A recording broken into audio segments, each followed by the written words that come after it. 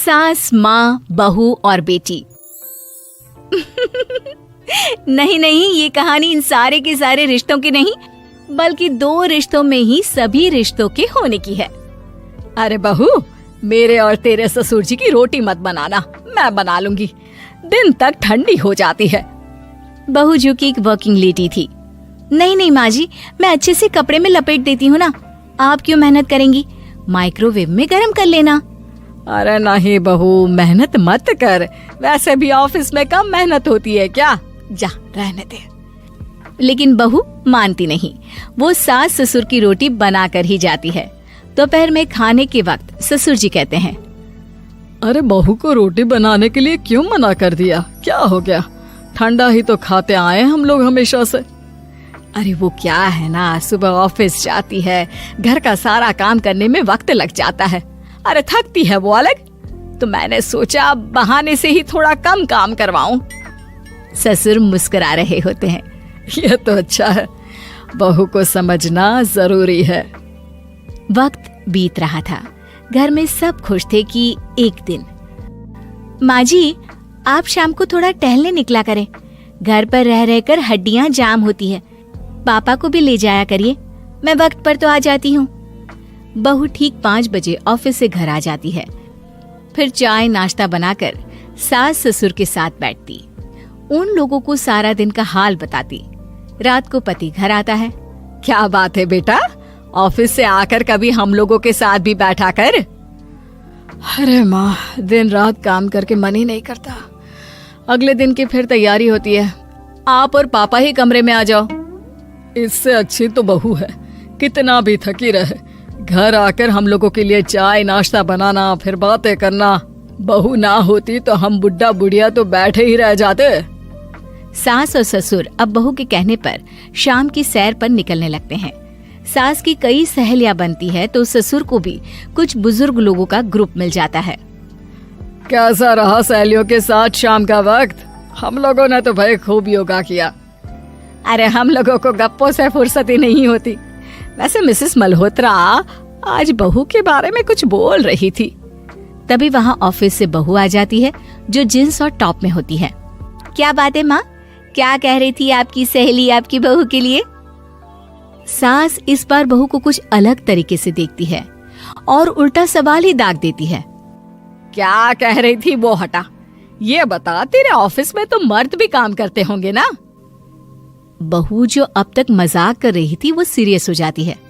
मर्द होंगे नहीं माँ जी, मर्द ही ज्यादा हैं, हम 5 ही लड़कियां हैं ऑफिस में।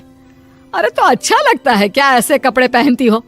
कल से तुम ना साड़ी पहनकर ऑफिस जाना, और हाँ, शाम का नाश्ता थोड़ा जल्दी बनाया करो, नाश्ता बनाकर बाद में ही ऑफिस के कपड़े चेंज करने जाना। बहू को समझ में नहीं आता कि सास को हो क्या क्या है, लेकिन वो कुछ नहीं कहती, सीधे किचन में जाकर चाय नाश्ता बनाती है और सास ससुर को दे देती है। अगले रोज बहू ऑफिस के लिए तैयार होती है तो खूब सुंदर सी साड़ी पहनती है और ऑफिस के लिए निकलने से पहले सास और ससुर के पैर छूती है और निकल जाती है। क्या बात है, आज मेधा के ऑफिस में लग रहा है कोई फंक्शन है। अच्छा, पता नहीं, मुझे तो बताया नहीं, वैसे तो सारी बात करती रहती है। अरे देखा नहीं कैसे साड़ी पहनकर जा रही थी? अरे वो तो मैंने ही बोला है उसे। अरे अच्छा लगता है क्या रोज रोज ऐसे सूट या जींस में जाना? बहू हो, बहू बनकर रहो, और आप भी ना मेधा मेधा मत किया करिए, बहू बोला करिए, सर पर चढ़ जाएगी तो दिक्कत हो जाएगी। सास अब बहू को बहू जैसा रखने लगती है, हर बात पर रोका टोकी, हर बात पर ताने। क्या बात है, आजकल लेट आ रही है ऑफिस से? अरे चाय के लिए भी देर हो जाती है, हम लोग फिर पार्क में भी देर से पहुंचते हैं। सभी की बहुएं वक्त से चाय नाश्ता करा देती है अपने सास ससुर को, बस एक तू ही है जो उस वक्त ऑफिस से निकलती है। माँ जी, वो एक रास्ता पुलिस वालों ने न जाने क्यों बंद कर रखा है, जिसके कारण ट्रैफिक ज्यादा हो जाता है। मैं कोशिश करूंगी कल वक्त से पहले ही निकल जाऊं। ससुर देख रहे होते हैं कि बहू अब परेशान सी रहने लगी है। एक रोज, मेधा, बेटी मेधा। जी पिताजी। बेटा देख जरा कौन सी टी शर्ट अच्छी लग रही है।